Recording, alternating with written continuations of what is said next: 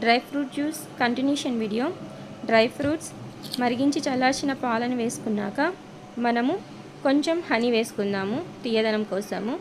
కొంచెం చాలు, లేకుంటే మీరు ఖర్జూర కూడా వేసుకోవచ్చు దీని బదులు.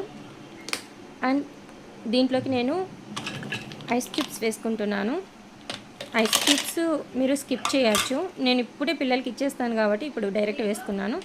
మీరు జ్యూస్ చేసుకున్నాక ఫ్రిడ్జ్లో పెట్టుకోవచ్చు. వీటిని బాగా గ్రైండ్ చేసుకోండి మెత్తగా.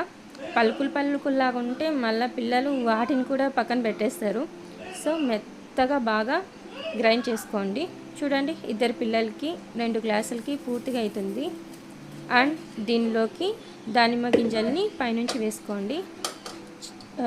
ఇది నిజంగా చాలా హెల్దీ. తాగాక చెప్తున్నాను, చాలా చాలా టేస్టీగా ఉంది. బయట మనకి ఎంత హెల్దీగా ఎక్కడ దొరుకుతుందండి. సో మీరు ఇంట్లో ఖచ్చితంగా ట్రై చేయండి. అండ్ మీకు గనుక ఈ వీడియో నచ్చితే ప్లీజ్ సబ్స్క్రైబ్ అండ్ లైక్.